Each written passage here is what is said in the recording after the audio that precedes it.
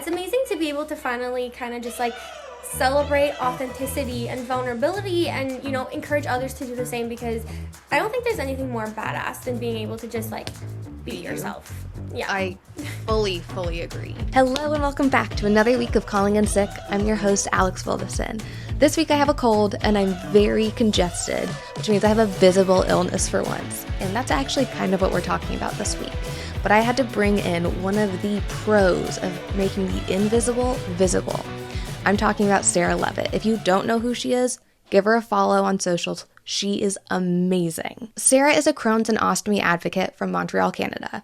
She started dealing with autoimmune conditions in her childhood, but finally decided to go public with her story and make her ostomy visible 2 years ago. During that time, there weren't a lot of voices that were bearing it all and showing their ostomy, and so she made a splash on the internet and uses her platform to challenge the stigma associated with IBD or ostomy bags, especially as a young female. But Sara doesn't just focus on content creating. She's also a fashion icon. She's walked in the New York Fashion Week, Miami Swim Week, Dallas Swim Week, and has been featured in things like Maxim Australia and People. Wearing bikinis and flaunting Liv, her ostomy bag. We'll get into how she named Liv in this week's episode. And in this week's episode, just like she does on the runways, Sara bears it all. We get into the perceptions and stigmas surrounding chronic illness and ostomies outside the chronic illness community and inside the chronic illness community. So if you've ever felt judged or struggled with connecting with other people regarding your chronic illness, this week's episode is absolutely for you. You're going to feel heard, seen, and maybe even walk away with a few little tidbits from Sara and I.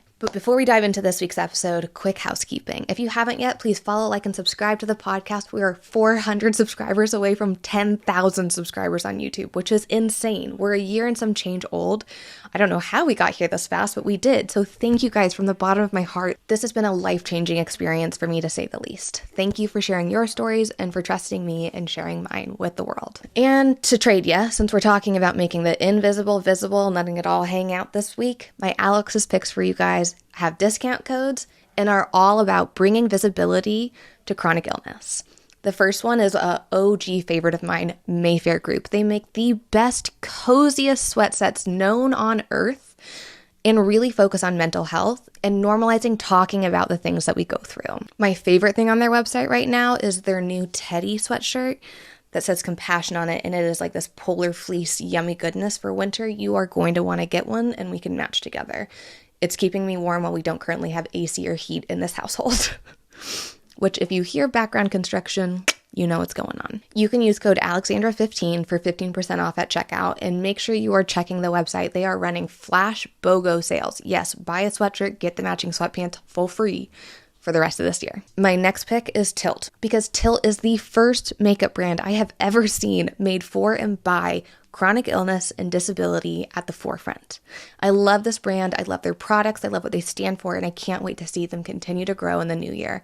They keep launching new products and leveling up with collaborations, and I just love getting to work with them. You can use code AWILD15 for 15% off at checkout, and keep your eye out on our merch. We might be doing a little flash sale at the end of the year. And last housekeeping note, Substack. If you have not heard, we launched a Substack. We're going to be turning to our Substack followers for a lot of community-driven events in 2026. Our Substack subscribers will be able to submit questions for our new Ask Alex segment in 2026, help design new patches, help design new merch, and maybe even be featured in some photo shoots. I love getting it to interact with you guys, so we're going to be doing a lot more of that in 2026. That's our North Star. Now, enough of my yapping. Let's get to the good stuff of this week's episode. Hello, and welcome back to another week of Calling in Sick. Guys, I have the Sara Levitt with me, who you probably recognize from social media or from her modeling career. Hey, Sara.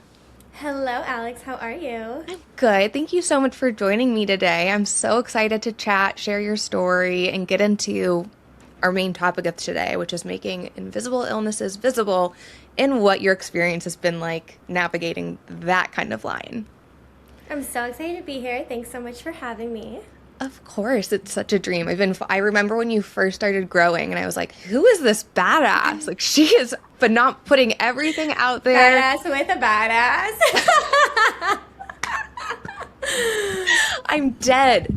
I also love that you just like have all of these like tongue-in-cheek little sayings and isms your Barbie Yeah. butt is probably my favorite thing that you've coined. I think like Barbie butt is like a communal term. I actually didn't even honestly know it had existed before, starting to share my story and everything. It's something that I just like stumbled on and discovered that the community was using openly. And I was like, hey, this is such a cool way to explain something and, Yes. talk about something that I'm not necessarily like okay with. And honestly, that just kind of segued into me finding so many other ways through, humor and, comical side of things, of, finding a way to explain certain things. And we could Yeah. say that we've healed a lot through humor. 100%. Humor is the best medicine. Listening, doing it, rebranding the trauma we've gone through with it. Literally, yeah. It's just the trauma rainfall at this point. Truly, every year it's like, what's gonna happen now? Yeah, it's just like waiting for your body to go off. 100%. So to give the listeners, I'm sure people are like, what is a Barbie butt? What are they talking about right now if they don't know you? So will you give a little bit of your background, your story, what your diagnoses are, and what you do with your life?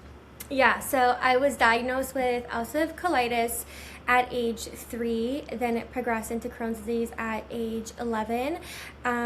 It's an inflammatory disease that affects the digestive system, causes a lot of inflammation, inability to basically eat, digest food, eliminate waste without significant amount of pain.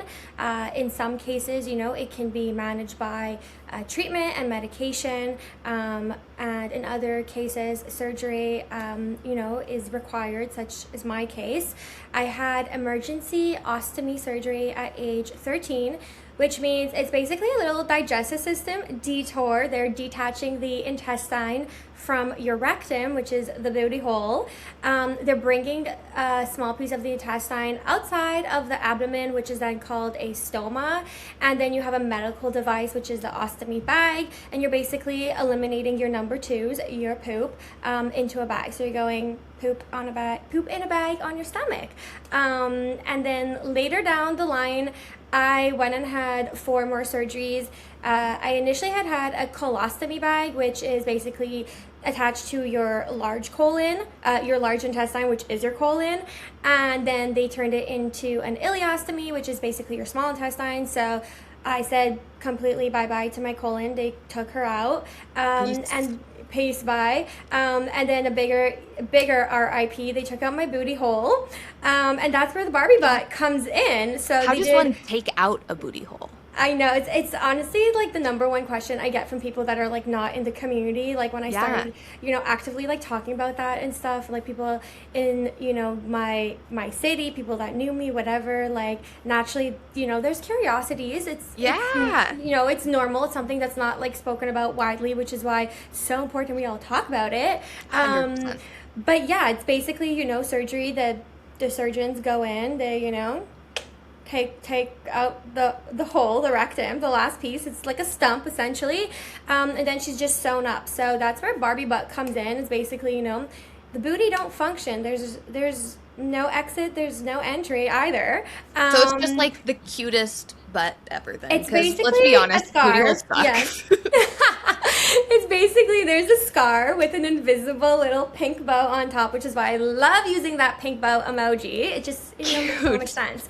And my ostomy became permanent. It was like my early 20s. One of the most, I think, besides getting the actual ostomy, like my first surgery at 13, protectomy is one of the most, I think, like intense surgeries, because like psychologically it's permanency. There's no going back after that. It's completely, life-changing, forever, indefinite. At that point I was nowhere at the point of like loving my ostomy, embracing my ostomy, seeing my ostomy as something that, rewarded me with, life and such. But I was able to make that like direct comparison of like what my life was before getting the ostomy. And I was like, okay, there's like no chance in hell I'm ever going back to that. So take her out, and I'm just going to continue on my road, on my path of rediscovering like literally who am I this bag? Like, how am I gonna find my confidence and all that? Because that was something I suffered severely getting it at 13. I'm sure that's a Yeah, really large physical change. Usually, yeah, like big we're used to time. these invisible symptoms that we can hide to the nth degree, and nobody will really know that we're sick if we want to. Yeah, And exactly. similarly, growing up as a kid, I was like, I don't want people to know, so I hid everything. But at that Yeah, point, you don't get to make that decision anymore. And at 13, that must have been really, really hard for not just you, but yeah. your family too. Yeah, and it's like honestly, it's like years ago, and that's why I think now with like everything that I do, I like I am so grateful that like social media literally exists and all these other forms of, like connecting with the community because I did not have that years ago. 2008, like Instagram, all of this, TikTok, like it was not a thing. This, like, No, digital connection. And obviously, like if used in the right capacity and if used in the right way to, foster these connections and raise the right awareness and, smash down these, taboos and misconceptions and destigmatize like all these topics and stuff, it is such an amazing tool. And not only like obviously through every single thing that I do, do I offer support, but like in return I get so much, like support and healing back through like other content, like 100%. all the other content that everybody else in the community and even like different communities, not necessarily ostomy or IBD community, but Totally. other like chronic illness, advocates or, anybody who's just sharing their story. It's like, it's honestly it's so important on every single level because you honestly, like, chances are if you're facing this issue or situation or going through this in life, there's literally billions, trillions of people in the world. There's gonna be handfuls of people that are gonna relate to that and find some type of healing through it. I completely agree. I think it's really easy when you're going through the trenches to think it's just me, I'm so alone in this. But you're right, when you turn to social media and you open yourself up vulnerably to finding other people that are having journeys, having these experiences, your world changes overnight because all of a sudden you're Yeah, not an N of one. You are a member in a community that you can choose to engage with as much or as little as you want, privately or publicly. And I think it's really, yeah. really cool. Growing up, I didn't have that similarly. Like there weren't people that talked about their illnesses. There wasn't someone I could look to online and be like, man, I want to be like them when I grow up. And that was Exactly. definitely a reason why I think I started creating content is I wish that there would have been someone like that for me. Yeah. So I'm curious, like, what was your tipping off point for wanting to start putting content out? Yeah. The start of my journey is crazy. Like reflecting now, it's been, 2 years and a bit. I shared my story for the first time my 29th birthday, September 26th, 2023. And I just reached a point, so like I was not open about my ostomy, like to some capacity open about Crohn's disease, but like Yeah. very minute. Like I have an illness, it causes stomach aches, like really downplaying it, like not like I'm literally shitting blood out of my asshole, guys. Like in no way was it on that level. Like I that love was like you. that was like TMI in my world back then. Now it's literally like, yeah, no, we had blood, we had diarrhea, we were vomiting, let's go, like own it, it's you. Yes.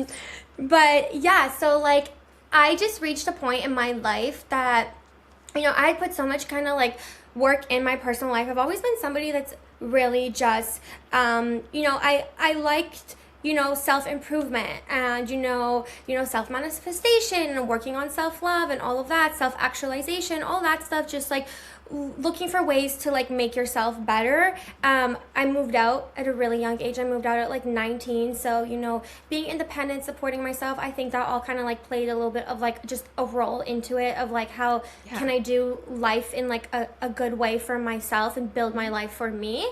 And the whole concept of living with like my ostomy and Crohn's was always something that like I truly was like an internal battle for me. And whether it was like meeting friends in college, in university, Totally. going out and meeting people, partners, intimacy, sexy time, spicy time, all that stuff. Like it just like always was such a topic that it hit in every single area of my life that like it just started to make it so like uncomfortable for me, and such like a pressure point, and such like an irritation of like, oh, I have to deal with this, like, oh, what am I gonna do here, or like, oh, what am I gonna wear, or like, how am I gonna tell him, you know? So I really like went through my steps in my personal life, which like I've spoken about like on other platforms and stuff, of like, you know, forcing myself to wear, you know, bikinis in the foreign beach, you know, having these difficult conversations, doing personal photo shoots, all of that. So like I did go through like my own personal steps in my own like personal private life, if you would say. And the last step was just being able to kind of like own it publicly. Never did I think I'd be like owning it on a runway, you know, in a photo shoot, in podcasts, on social media. Like that was not the goal, that was not the dream. I just simply wanted to just be me. I just like wanted to be able to just, you know, like show up as I am, and that's it, you know. Like not even that I think was I gonna, you know, start wearing outfits that, you know, live as, you know, an accessory or something like that. It was really just being able to be like, hi, I'm Sara, I have Crohn's disease and I have an ostomy. Not even like, hi, I'm Sara, I have Crohn's disease and I go poo in a bag on my stomach and I have no booty hole. It wasn't even to that extent yet. No. That all just kind of turned into that, you know? So, you know, I reached a level. It snowballed because of how authentic you are. And I think as a viewer, you can see who you want to evolve into in your content. And I think that's why you've had incredible success and blown up overnight, which I'm sure, like, as a creator, it never feels like it's overnight. It's a lot of work to do this stuff. But it's a lot of work behind the scenes, for sure. It is. But you put yourself out there and just kind of said, nothing's off the table. Like, let's talk about it. Exactly. And it's so cool, Sara. Yeah. So when I shared my story, and it was at that point, like I had an open Instagram account. It was, you know, people that was in my personal life. There was nobody really part of the community. I had, you know, always loved Instagram, but and loved, you know, like fashion and aesthetics, and, you know, shared photos in a very like curated way. That was always me. You know, my background is marketing and graphic design, and, you know, designing and branding and all that. So naturally that came across on my Instagram. It is my passion. An aesthetic queen. Yes, love the aesthetics. And when I shared my story, you know, I started connecting with community. I had, you know, just tagged a few pages out of support because I was excited, but I was still like shitting the bag, if you will. Like I was still like, oh my, like I can't believe my ostomy's on my Instagram page. I have the video. I was with like my best friends at the time and everything. And, you know, I kind of just, you know, one thing led to another. I had this, you know, vision, and I just had such like my passion was fueled by, you know, all the trauma and the fear and like all the bad things that I had already, like all the bad feelings and, you know, the suffering that I had experienced. And I just like didn't want anybody to ever feel like that. And, you know, naturally also me, you know, being into, you know, I was working in a marketing department. I was managing content for brands and stuff like that. So I was like, okay, like this could just be like fun. Like it was just like for fun in the beginning, you know. So just naturally started, you know, getting more comfortable, having ideas, like, oh my god, like there was just so much to tell. Like there was like it was 15 years of ostomy life at that point, and like my entire life of Crohn's disease that I had literally never spoken about, even when it was like a family function or a friend function. Like everybody just knew like those topics were like, do not talk about those. Like I had never vocalized any of my feelings. I'd never even sat down to like internalize my feelings and like be like, okay, how do we feel? Like how do we feel when we literally need to tell a guy, I don't have a booty hole, so don't even ask me to stick it in there because it's impossible. Like I never even thought about these things. So it's like naturally through like my story, and that's where like the humor really came in, because I was like really like, this stuff makes me feel so uncomfortable, but I want to talk about it because it's like if I'm feeling it, others are feeling it, maybe I can help them through it. I just started thinking about, and if you don't, who will? Exactly. So, and, you know, I just naturally started thinking about, like, literally every aspect of Crohn's disease, ostomy life, every single thing I had experienced, and that's what kind of just fueled, you know, the content. And then in terms of, you know, like, the runways and the modeling and the working with brands and all of that, you know, I had already had a little bit, you know, of a knowledge and a background of that world, you know, working in marketing and stuff. And, you know, I was always the one that was, you know, behind the scenes, selecting the models, creating those campaigns, reaching out to, the creators, the influencers, building those decks and all of that. And I thought to myself, I'm like, it's so true. I've never seen somebody like myself casted in like any familiar brand. I'm like, why? Let me just try. And we're here. Here we are.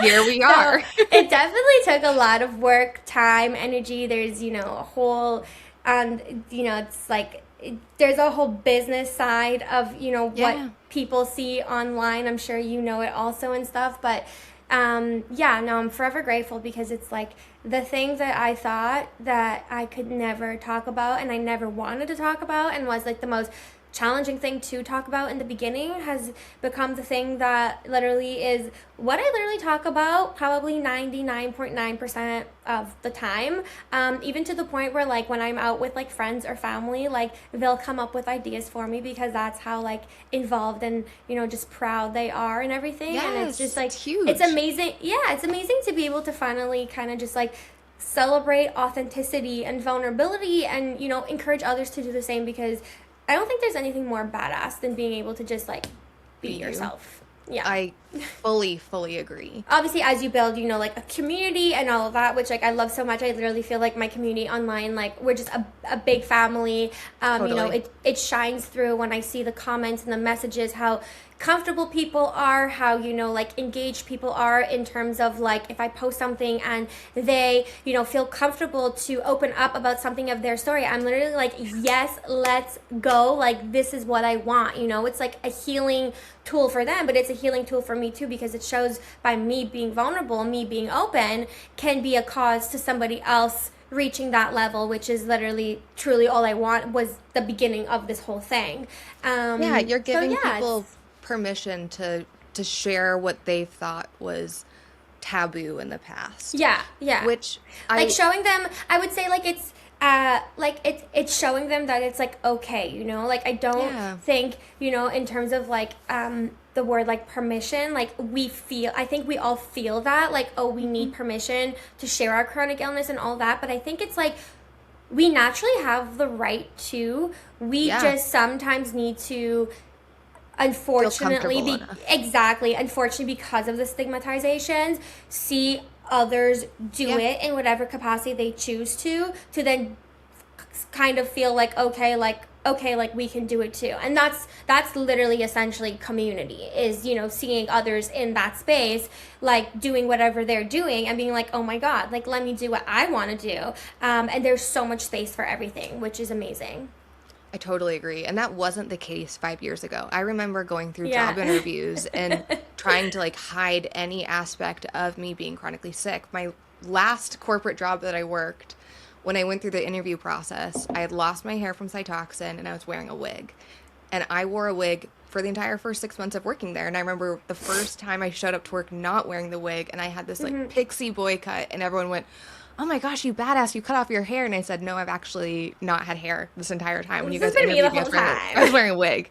And that's how they found out I was chronically sick, which is crazy. The world has evolved in such a way. And I almost think the pandemic opened up that window and a little bit. I think our voices got to like burst through that and say, let's make these changes. Like let's make this an inclusive space, which brands are now clinging onto, and it's been such a pleasure to see that evolution happen.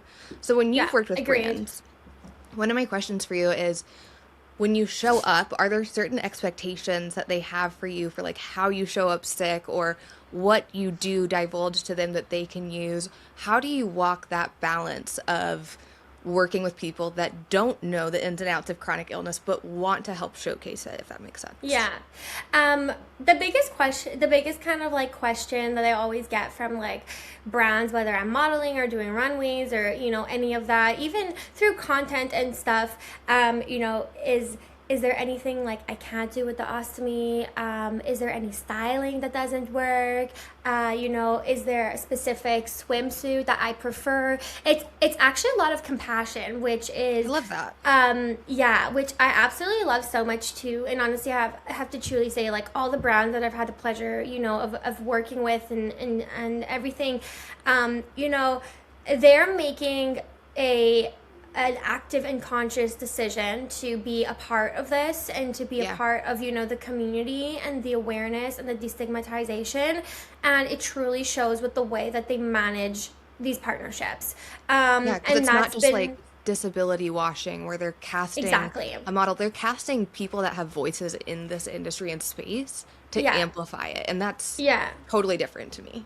Yeah, definitely. And, you know, the way that they go about it and being like, you know, we really want to capture the story and, you know, what it is, you know, if it's in a social capacity and it's captured within the caption, because, you know, they just don't want to like put it out there and, you know, have people like wonder or whatever, or just put it out there for the sake of putting it out there. They really want to, you know, understand it and help, you know, promote the awareness and everything. But yeah, I mean, like, it's been it's honestly truly been an amazing experience. The craziest comments I've ever gotten usually are from like photographers and stuff that just like don't know, and I constantly get asked. It just happened at the last I think it was like LA Fashion Week I did, of like, you know, what's that in your bathing suit? Do you want to remove that? Like, is that supposed to be there? And I'm like, yeah, that's a medical device. But like, I don't think you want me to remove it, actually. Yeah, I mean, if you want me to, but I don't think I want to either. But no, I mean, honestly, like, when I have, you know, whether it's a show or whether it's, you know, like modeling or any of that, you know, or content, you know, a job is a job. I have to show up, you know, my best self. Obviously, you know, these things are planned out in advance, so I have the dates, so I have, you know, like my routine and my things of, you know, what I know I need to do to feel my best self. What are some of those things that you do to like save your spoon? Yeah. I think that's like a common phrase. Oh my God, yeah. For me, sleep is like the most challenging thing because I'm like constantly like connected and like looped in, so to the concept of like disconnecting, coming offline, like literally who is she? Like it's so challenging. It's something that I'm working on, something that, you know, we need those bricks to like put to our phone that just brick us out, because there's always something more to do. There's more research you can do. There's more scrolling you can do. Exactly. I can stay up 24/7. Exactly. I'm like a naturally like a creative soul, so I'm constantly thinking, like I'm constantly just inspired by my surroundings, which is why I'm literally like completely redecorating my house right now, because I was no longer inspired. So it's like I'm just constantly like absorbing everything that is around me and sponging off and, you know, getting ideas. So it's really hard to like disconnect and stuff. So yeah, I mean, before these things, obviously, you know, making sure I, you know, have enough sleep. When I don't have sleep, I cannot function. I'm also 31 years old, which is like, let's just preface, like, is literally no joke. I'm not like a 31-year-old. I didn't realize you're the same age. I thought you were like 20. You look so Everyone young. thinks I'm literally 20. It's so funny. I know. And I love talking to younger guys, so that makes me a cougar. I'm a cougar. My husband's a year and a half younger than me, and I'm here for I'm it. like, they just, young. I don't know. There's something about young guys, man. I got a soft spot for them. Yes. And they ask the best questions. I'm talking to one now. I'm actually seeing him later. Yeah. It's actually the same guy with the date that I told. Yeah. Stop. Okay, after this, I need the TLDR on that. That's so cute. But they I don't know. They're really like not shy with the questions. The older ones, sometimes they're like tippy-toeing and stuff. I'm like, literally, just say asshole. Just say poop. Like, I don't care. It's okay. I don't know. The young ones are cutesy, but yeah, back on that. So it's really you know, a good amount of sleep. You know, making sure I haven't exerted my energy in another capacity before that. You know, like if I have like a shoot one day, like I'm not touring the whole city the day before. Like I'm not doing any of that. Ooh. Making sure, you know, like hydration, electrolytes, all of that. That I ate something that like fueled me, but also that's not gonna like live into an erupting volcano on set or the runway, which is something else I've really had to, you know, learn to manage, like the diet and all of that with the outfit and stuff. I've been so curious about, like, do you have It's actually one of the number one questions is like, how's Liv so flat on the runway? I'm like, I literally tell him like, bitch, get in tortilla mode. Let's go. Come on, honey. Flatten. Also, can we just rewind? You named your Ostomy bag Liv, which is the best thing. I love when people name They're like medical device. Yeah. Yes. Yeah. Agreed. It helped me so much, and I named her. It was early 2024, so it was like not sure after I had shared my journey. And it was like I did like a poll on Instagram, but like I had done, it was live vita or vita, so it was Swedish, Spanish, and Italian for life. Basically, I just like it started, I'm like, I knew I wanted to name her something symbolic. I thought of life. I literally went to Google and Google Translate. I'm like, life in every other language. I went through all of them. I chose my top 3. I kind of naturally just loved live because it's like, I love it. Short, cute, girly. There's so Rolls many off like the tongue. There's so many like things I could say, like being living our best lives, like living it up, all of that. You know, I'm like the marketing girly. I just like I couldn't shut her down. I can't wait for your clothing line to come out. Yeah. That's live. Maybe one day. Duke is saying hello. He's like looking at something outside. Maybe he'll join after. But sweet boy. Yeah, so I ended up going with live and it stuck. So yeah, I think it's love really it. cute. But it helps so much to you know, personify you know, your medical situation or your medical aid, your visible difference, medical device. Yes. It really like she is her own thing. Like she's a she, that's her pronoun. People have asked me like it's a she, it's a her. Her name is Liv. Like she's got her behaviors. You know, when I talk about her, like it's a her. Like it's like it naturally just kind of occurred through, you know, talking and stuff. But I have to say that, you know, 2 years ago when I shared my story, I was nowhere near the confidence level and the level of embracing, you know, my chronic illness, and all of it, like where I am now today. And honestly, like all the little things that I have, you know, done through this journey, how I've shared, you know, the rawness, the vulnerability, the humor, the, you know, personification, all of that have all been pieces of, you know, that complete puzzle. And like, we're still forever working on it. I don't think there's ever, you know, in anybody's journey or life, whether you have a chronic illness, a visible difference, disability or not, I don't think there's any like supreme level of like confidence. Duke, shoosh. I don't think there's any level of like supreme confidence or, you know, comfortability that you can reach. I think it's like a forever going thing. Life would be like, so boring if we just tapped out. Oh my God, yeah, no, exactly. So, and you know, as you grow up and you go through different life experiences and situations and stuff like that too, you're constantly testing yourself. So, oh, he's here. He's joined the show. You want to come say hello? Are you calling in sick too, man? Dude, you're calling in sick with us, baby. All he does is sleep, literally. You went say hi. What is a chronic illness girly without her special pup? No, I swear to God. I'm just missing Nella, but she won't join. She's passed out on the bed being a cat. But this one is... with Teddy. This one, I bought him. I love him so much. He's so stinky, though, but it's okay. That's okay. We love a stinky boy. He sometimes takes poops in the house if, you know, I didn't get to walk him in time or whatever. And I always say it's because he's jealous that I can poop in the house and so can Nella in her litter box. And he's literally like, Mom, WTF. Like, where's my live, Mom? Yeah, like you and Sister Nella get to go in the house and I have to literally wait for you to walk me? Absolutely not. So... it's so rude. He gets his in-house poop days and I'm not allowed to get mad because... I mean... yeah. I love that perspective, girlfriend. Yeah. I truly love that so much. Yeah, yeah. Speaking of kind of building that confidence and finding your voice, I think like once we hit that stride, it's easy to interact with externals because they don't know all the ins and outs. Like we are the expert when we're with the normies.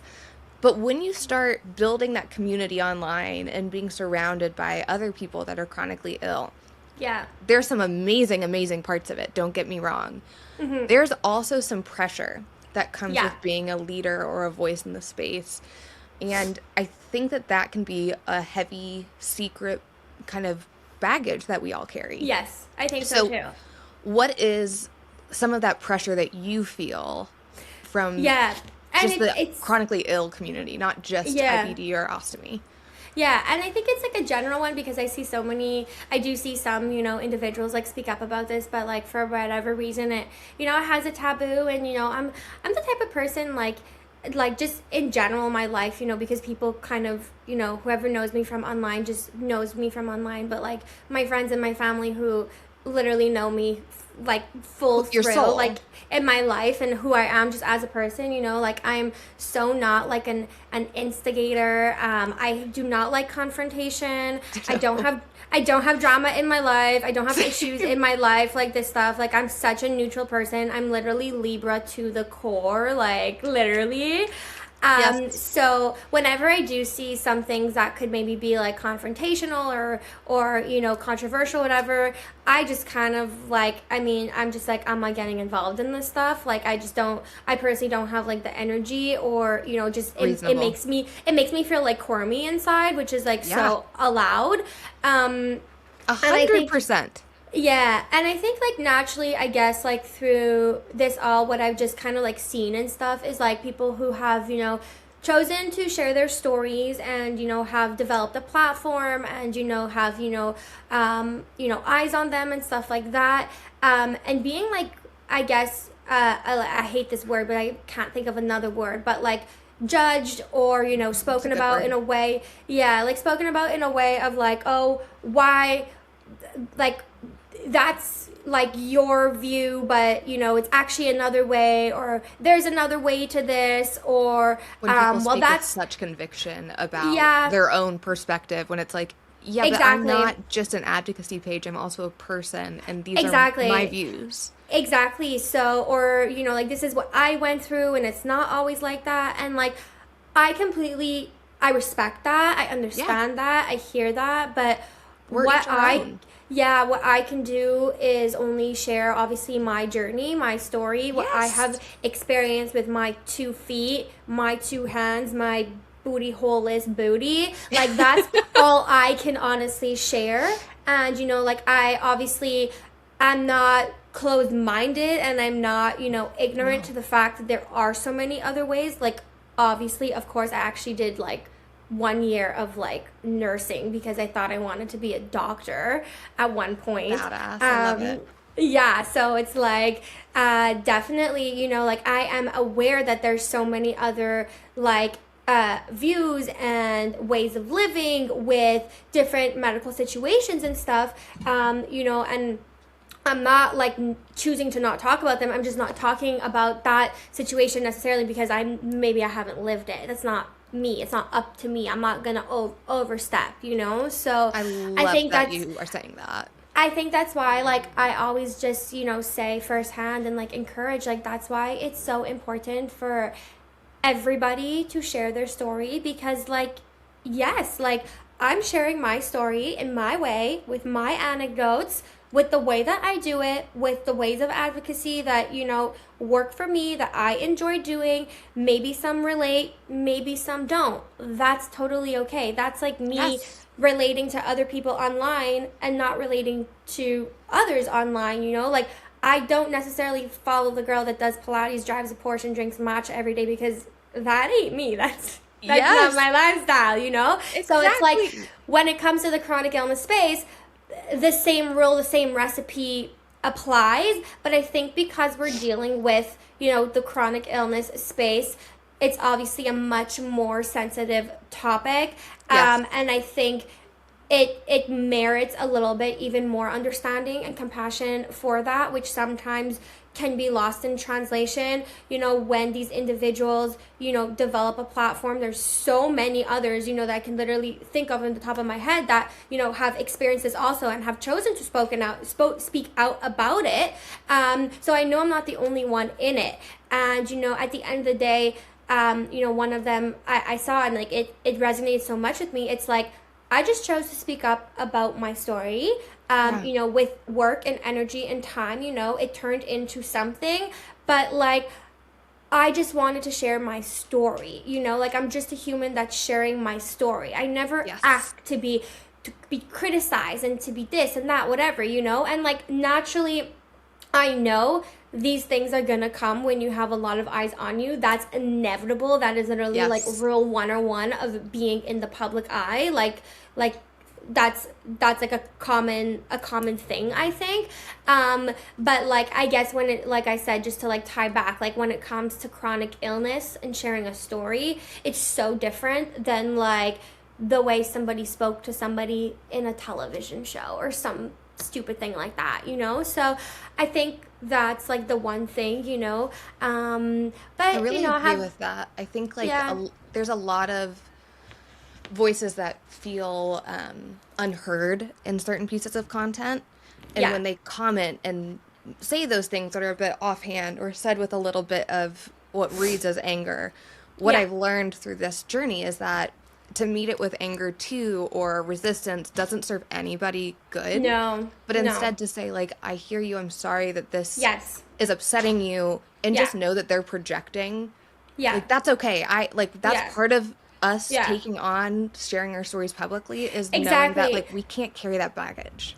Exactly. And that's it's exactly what you said. Like a piece of that obviously comes with what it is that we choose to do when you're choosing to be this brave and vulnerable, but like at the same time it's like a learning experience for us, because it's like literally just like whoever's listening, like try to put your feet like in these shoes of like you're online, you have all these like these people and obviously you're getting like unfavorable, let's say like comments or messages or critiques or whatever, and it's literally about how you choose to live your chronic illness life, how you choose to talk about your visible difference.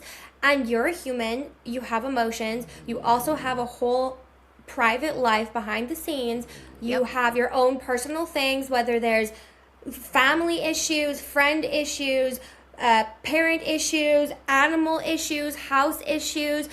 That's a lot to deal with sometimes and internalize, and you have to continue through all of that to show up in a way that could be supporting, that could be still authentic. Obviously sometimes, you know, I share the you know, unfavorable moments and stuff, and the hardships as well, you know, whatever I choose, I want to. I don't really share much about my relationship stuff because that's just, we'll share it when there's the diamond ring on over here. So hell yeah, queen, I love that. The easiest way that I've been able to like allow people to understand what that's like, and this is the dumbest comparison, but it's always translated, is when you think about your most ideal temperature to sleep at. People are so fucking like intense about what the right temperature is to sleep at. Yeah. But only we're talking about that. So we don't get to have a conversation with, well, this is why I think it's good. Everyone else just clobs on and says, you're wrong.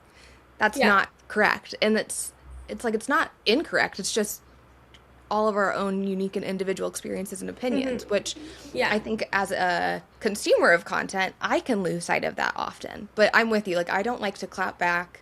The only time I ever will kind of get a little salty online is if someone is bullying somebody else on my page. I have zero tolerance for that. Like, we have to respect each other's lived experiences, especially within the chronic illness world. Our lives are already really hard, complicated, heavy. Why tear each other down? That doesn't make any sense to me. Exactly. You know, in the end of the year, you know, since it's literally the end of the year now, but it's like, you know, people talking about like the ins and the outs, you know, and I think like the out for everybody should be like, if there's something that's just like not serving you in a good way, you and this is challenging, I know it, but like the more you practice it, the better that you'll become at it. Just remove it, pay no attention to it. You know, choosing to engage in, you know, an unfavorable behavior towards it is only going to amplify those unfavorable feelings for you. And this is literally said by my psychologist, so it's facts. It's true. It's where your attention focuses. That's what your brain focuses on. And that's just like, and you manifest it inside of you. Exactly. 100%. And we know, as chronic illness patients, stress and emotions, they don't just like detox out of our body like everyone else. They stay. Hate, anger, all of those, they're way too damn expensive to let that sit in your body. And that is not something healthy people necessarily have to do. They can live with those emotions and be angry and deal with it later on. We can't. You've got to find a way to forgive, to release, to just not give a shit anymore. Yeah. Yeah. And getting riled up is not helping. Exactly. And there's, like, so much of that I actually had to do in, like, my personal life related to my chronic illness. Like, I've had a guy tell me, like, he had cancer run through his family, and he said, you know, like, one of the reasons when we were breaking up, he was like, you know, it's a concern, you know, having cancer in my family and you having Crohn's and all your issues and all of that, you know, like, these are, like, traumas and stuff you have to learn to, like, move past, because that's something that's, like, you know, being like, held up against, you know. 100%. That probably, honestly, is coming from his mom. The amount of stories I have heard of mother-in-laws saying, you shouldn't be with them because of their health is atrocious. I feel like it's always the mom, and I say that in no, like, disrespect, because I absolutely love my mother, but I think she would be the first one out of my 4, like, parent figures, because my parents are divorced and all remarried, but I think she'd be the first one to be like, Sarah, are you sure? You sure? Yeah, are you sure? And, like, in the most respectful way possible, but she's also just, like, an overbearing, like, mother that I love so much. And I agree with that to some extent. And then the other half of me is, life happens no matter what. We cannot protect ourselves or those that we love from things happening. And no matter what, every single person will be hit by some kind of tsunami in their life, financial, health, and religion, health too. Whatever. Like, it's inevitable. They didn't build us like, you know, invincible or whatever, you know, like, we are invincible to whatever, you know, capacity that we think we are and that we allow ourselves to be, you know, like, you know, nurturing ourselves and everything, but, you know, at the end of the day, we are, it's inevitable, you know, we're all gonna get some type of, like health, this, that, or whatever, you know, like, and it also doesn't take you away from having a beautiful life. Like, that would be the same thing as somebody's parent being like, don't marry them, they're super in debt and poor. That's fucked up to say. You can still have a very beautiful life and grow out of challenges, grow through challenges, and evolve and create. So that one's always, when you said that, I was like, oh man, that's the biggest one that I always hear, and fuck that noise. It's a tough one, but we work through it. So I just have to kind of, you know, tune it out, honestly. I've had to do a lot of that in just, like, my entire life, you know, like, in early teen years, childhood years, you know, like I mentioned, having a family that's divorced and stuff. The divorce was not a nice one, you know, and, well, it made me stronger and stuff. I love my parents now. Everybody's, you know, functional, but back then, years ago, it was the most dysfunctional situation ever. And, you know, really, like, it does shape you, especially with, like, the health situation and all of that and stuff too. So I just had to, like, really learn at a young age with dealing with everything, like, how to tune things out that do not work for me, that do not serve me in a positive, beneficial, growing, glowing way, and to embrace and welcome the aspects in life that do all those things. And it takes some time. It's a lot of work to, you know, have that mindset. It's really like and a mindset. It doesn't always hold. Like, there are times where that will there's times I crash and burn. I'm like, oh my God! Yes! It's, nobody has ever has this figured out. Yes! 100%. But having that be your North Star and the thing that you try to return home to time and time again, like, that's how you live through this, I think. Yes, 100%. 100%. It's like your foundation. It's like your groundwork, you know? And that's not toxically positive either. Like, that's I think that's hope. And hope is very different to me than toxic positivity. Yes, I do believe so too. Yeah. Well, Sarah, this has been amazing. I just think that you are such a phenomenal human being. What the world sees is only a sliver of you. Like, my digestive system didn't think so. She decided to attack the shit out of me, but it's okay. She did. But she was like, you know what? This girl's got depth in her, and I'm just gonna. I'll leave her small intestine. Yeah, just a little bit. I love that so very, very much. Also, I am so envious of you that your parents like being on your socials. I come from a very, very private Norwegian German family. Okay. And they, like, will not. My dad is the only one that will sometimes pop in on my podcast or my socials, but I'm pretty sure like me having Maybe a he'll public pop platform, into this one and we There can we change go. his mindset. I think that it gives my family hives. Like, this is their worst nightmare for sure. Oh my God. Yeah. No, I'm kidding. I mean, I think they actually, yeah, it took they're some proud getting of it. used. They Yeah. were proud also from the beginning, just because of obviously like the suffering and everything. But like 100%. there And was you're obviously creating. like there was obviously like different level. Like sometimes like I've done a few reels and my dad was like, "Did you really have to say it that way?" I'm like, "Yes, Yes. Dad." I thought about it a lot actually. Yeah, literally. But he has his both him and my mom have their post notifications on because like they're boomers. What and like Stan fans though? I love that. yeah, so it's like whenever I post, they're literally some of like the first people Right to there. go engage, and I'm literally like, ugh, I love them to death. My dad That's is just precious. like, both of them are so with him. My dad like he has when he remarried, he had my two little half sisters, so he's like literally he's like 69 years old with 4 girls. Bless his soul. Bless his soul. Yeah, 10-year-old, a 17-year-old. I'm 31, and my eldest sister is 34. So there's quite a widespread, but he's like the coolest dad ever, and he's just like such a part. And I mean, like all my family members are such a part. But he's just like, I don't know, he just loves the adventure of everything and coming Your to dad's like all gone the with things. you, right? To like Yeah, some of he your came with fashion me. shows. He came with me to New York Fashion Week It's so cute.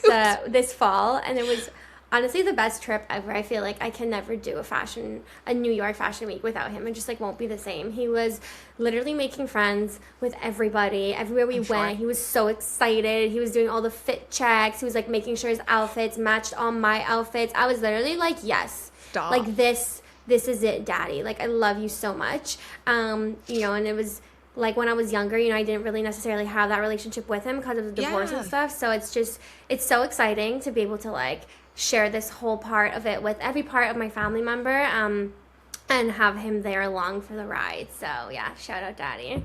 To wrap our show, because I know we're both running out of spoons, and I am pretty sure construction is about to restart in my house right now.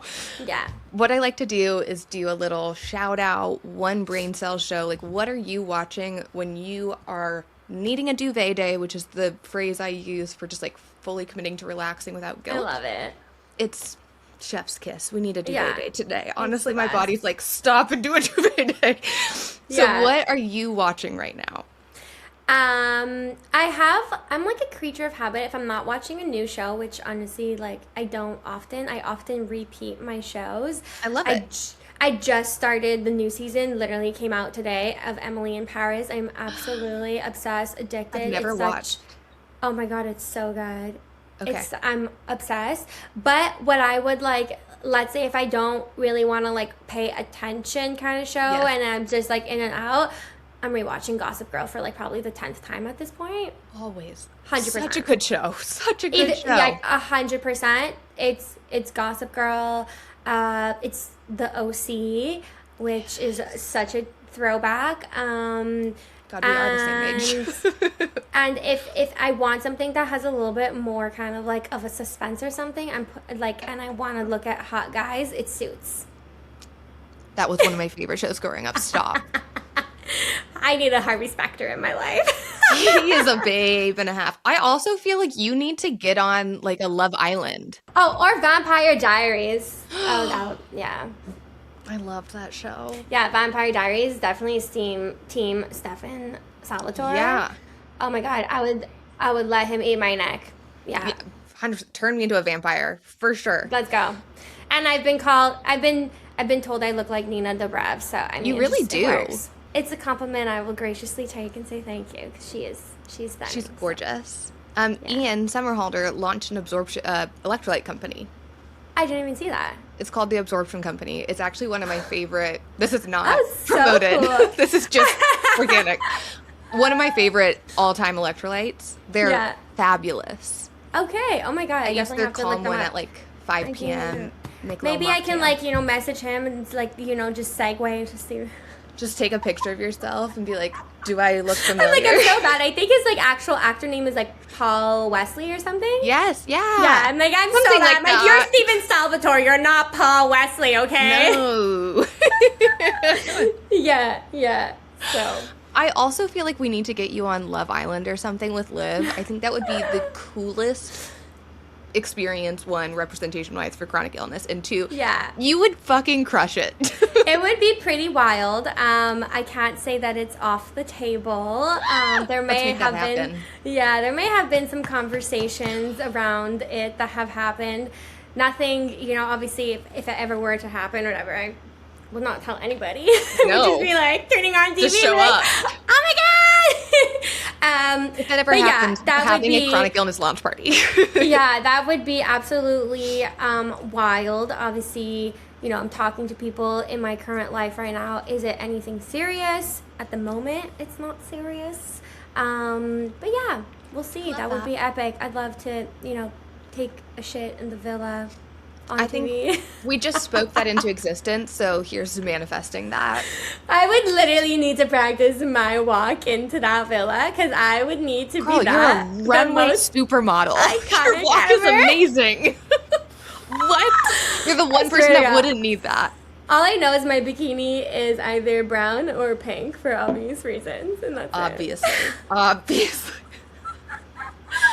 Yeah. Well, my dear, I love you. This has been such a fabulous It's been hour. so fun. Thank Thank you you for so hanging much. out with me. It was so great chatting, and I hope to whoever's listening in, and this inspires you and helps you along your journey in your own way. And where can people find you if they would like to follow your story more and get to know you? Yeah, of course. My Instagram, Sara Levs, SARALEVS, and on TikTok it's Sara Levitt, so SARALEVITT. Perfect. And we'll link that obviously in the show notes and description, so check it out there.